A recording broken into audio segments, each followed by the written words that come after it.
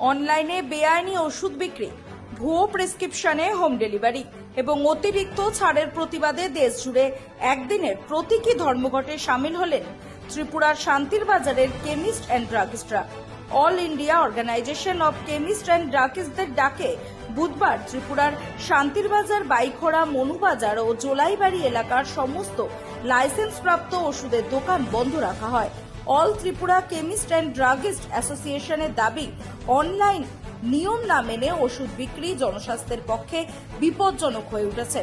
ধর্মঘট চলাকালীন সংগঠনের প্রতিনিধি দল শান্তির বাজার মহকুমার শাসকের মাধ্যমে প্রধানমন্ত্রী নরেন্দ্র মোদীর উদ্দেশ্যে 3 দফা দাবি নিয়ে একটি স্মারকলিপি জমা দেয়।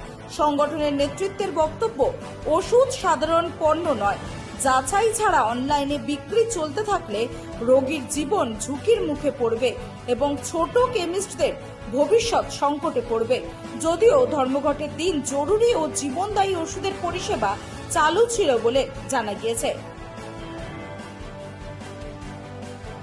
মেনলি অনলাইনের বিরুদ্ধে আসা, অনলাইনে কিছু স্প্রেস ড্রাগ বেরোতেছে এবং বিভিন্ন নার্কোটিক ড্রাগস এবং নেশাজাতীয় দ্রব্য তারা ওই বিভিন্ন ডাক্তারের প্যাড ইউজ করে আনা হচ্ছে, যেগুলো আমরা যুব সমাজকে নষ্ট হচ্ছে।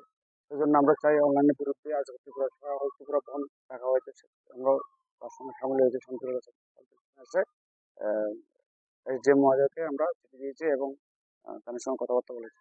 কি বলে উনি বলেছে, ওনারা বলেছে আমরা তো অ্যাকচুয়াল প্রধানমন্ত্রীকে চিঠিটা ছেড়ে দিয়েছি আইটিমির থ্রুতে, এবং সারা ভারত সারা 15 লক্ষ আমরা কেমিস্ট আছি। এই 15 লক্ষ কেমিস্টের আন্ডারে যতগুলো সাব ডিভিশন আছে, ওই সাব ডিভিশনের প্রত্যেকটা সাব ডিভিশনে দেওয়া হয়েছে এবং তারা সবাই আমাদের। ব্যুরো রিপোর্ট, রাত দিন নিউজ নেটওয়ার্ক।